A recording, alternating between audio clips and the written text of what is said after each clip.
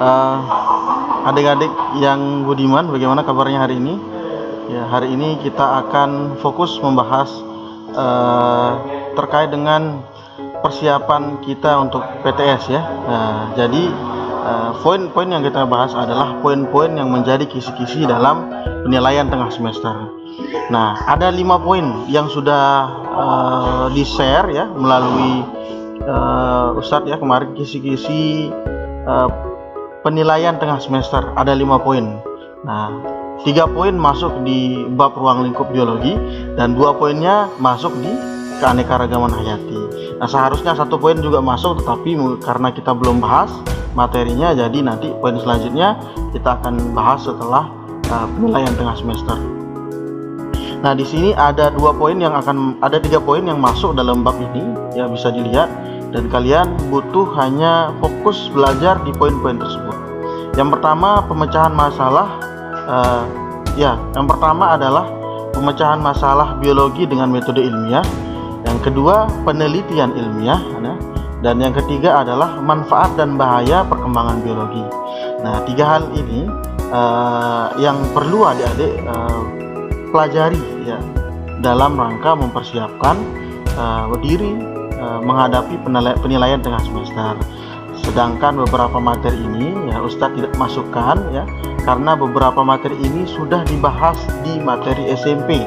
Contohnya nih, klasifikasi makhluk hidup dulu di SMP pernah belajar. Jadi mudah-mudahan nanti materi-materi tentang yang tidak masuk ini juga adik-adik sudah pahami ya. Nah, oke, kita bahas dulu nih di bab ini. Yang pertama adalah pemecahan masalah biologi dengan metode ilmiah. Kemarin sempat Ustadz memberikan tugas adik-adik membuat makalah ya, membuat makalah penelitian sederhana tentang VCO.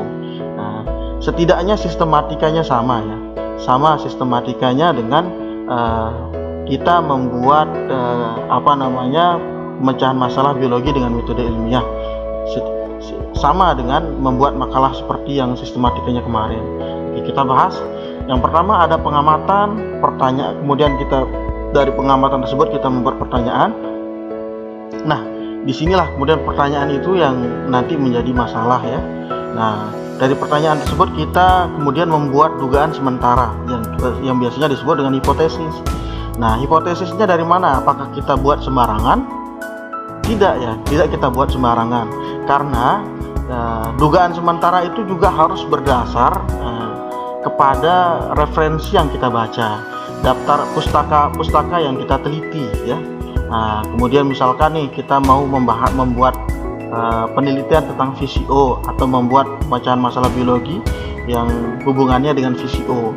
Nah, kemudian sebelum kita membuat hipotesis ya, kita harus membaca dulu atau meninjau pustakaan, meneliti pustaka ya, membuat penelitian pustaka atau belajarlah ya membaca tentang VCO. Nah, sebelum nanti kita buat dugaan sementara. Nah, baru kita nanti ada prediksi dan eksperimen. Selanjutnya nanti ada penelitian ilmiah. Langkah-langkahnya seperti ini ya. Nanti kalau Ustadz berikan satu kasus misalkan ya, kasus, kemudian adik-adik diminta untuk membuat penelitian ilmiah tentang kasus tersebut, nanti tinggal disesuaikan dengan langkah-langkahnya ini ya. Kita membuat kerangka acuan penelitian, prosedur penelitian, prosedur pelaksanaan, analisis data dalam laporan penelitian.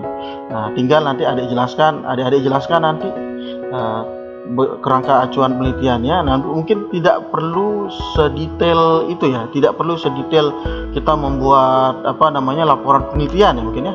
Nah, tetapi dia lebih gambaran umum apa yang akan adik-adik lakukan ketika akan meneliti tentang suatu kasus yang misalkan Ustadz kasih ya, misalkan tentang penanganan sampah di Kota Mataram ya, atau kasus-kasus yang lain yang mungkin nanti akan masuk di soal soal penilaian tengah semester di mata pelajaran biologi.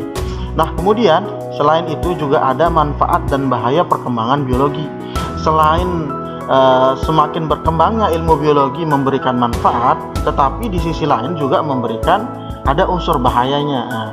Contohnya seperti apa? Nih, kalau adik-adik nanti di materi terakhir di kelas 3 itu ada salah satu materi namanya bioteknologi. Nah, bioteknologi ini akan membahas bagaimana perkembangan teknologi khusus di bidang biologi. Nah, salah satu cabang biologi yang terkait dengan bagaimana kemajuan di bidang teknologi namanya bioteknologi. Salah satu keilmuan di bioteknologi itu ada namanya cloning. Nah, dengan cloning itu kita bisa memperbanyak suatu indukan sperma ya, kemudian supaya kita mendapatkan spesies yang benar-benar sama gitu. Tidak ada kita kemudian dari situ akan menghapus keanekaragaman setingkat gen. Nah, kemudian ini yang berbahaya ya. Ini yang berbahaya, nanti kita bisa membuat manusia yang sama dengan tokoh A. Nah, ini kan sesuatu yang di luar fitrah lah begitu ya. Di luar hal-hal yang diperbolehkan, sehingga ada nanti etika penelitian dalam biologi. Tapi kita tidak bahas di sini ya.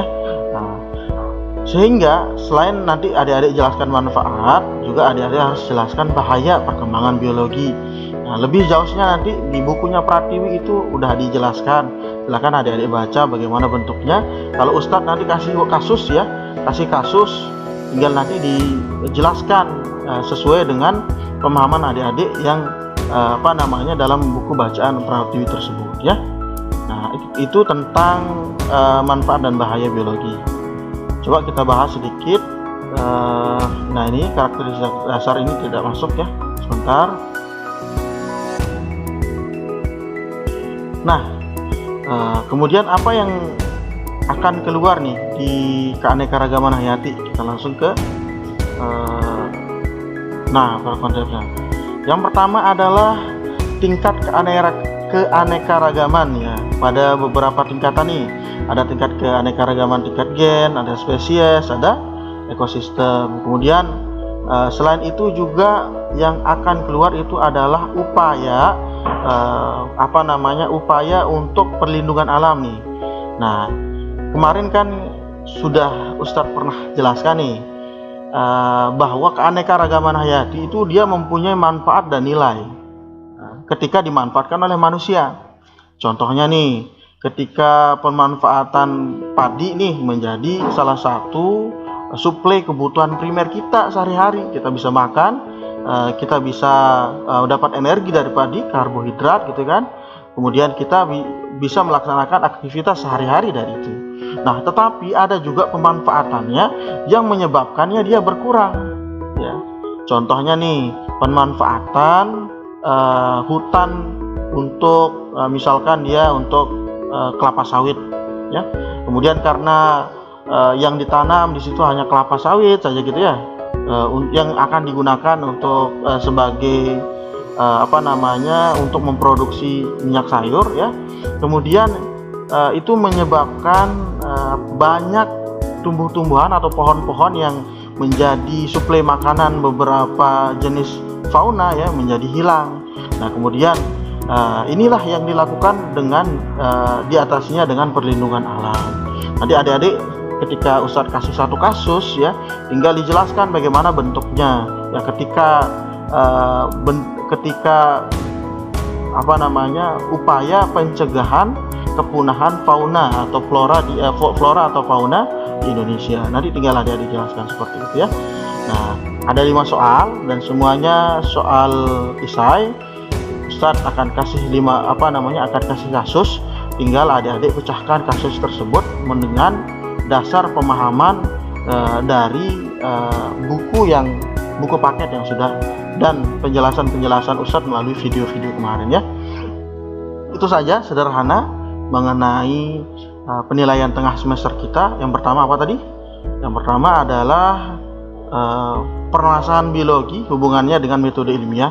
Bagaimana permasalahan biologi dipecahkan melalui metode ilmiah. Nah, kemudian kedua, bagaimana membuat penelitian ilmiah. Nah, kemudian yang ketiga ada bagaimana tadi? Manfaat dan bahaya perkembangan ilmu biologi. Di samping ada manfaatnya perkembangan ilmu biologi, ada juga bahayanya. Nah, itu juga adik-adik perlu pahami nanti ya. Nah, kemudian tingkat keanekaragaman. Ada tingkat gen, ada tingkat spesies, ada tingkat ekosistem. Tinggal adik-adik nanti bedakan, berikan contoh ya. Berikan contoh bagaimana tingkat keanekaragaman hayati. Nah, kemudian ini ya khusus untuk yang ini, khusus untuk manfaat dan nilai keanekaragaman hayati. Ketika dimanfaatkan oleh manusia dan flora dan fauna itu dia bisa bertambah ya. Contohnya nih, ketika kita ternak kambing misalkan ya, atau ternak sapi kan jumlahnya tuh bertambah gitu ya. Atau kita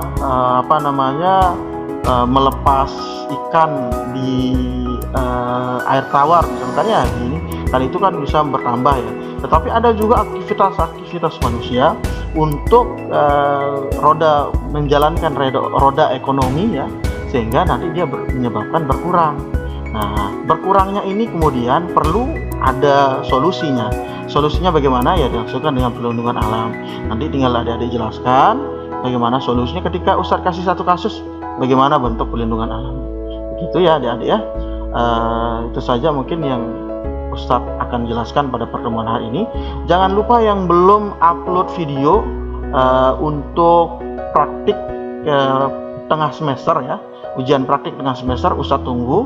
Waktunya sudah Ustadz jelaskan, nanti jangan sampai kalian ada yang tidak upload video. Baik, sampai ketemu lagi. Assalamualaikum warahmatullahi wabarakatuh.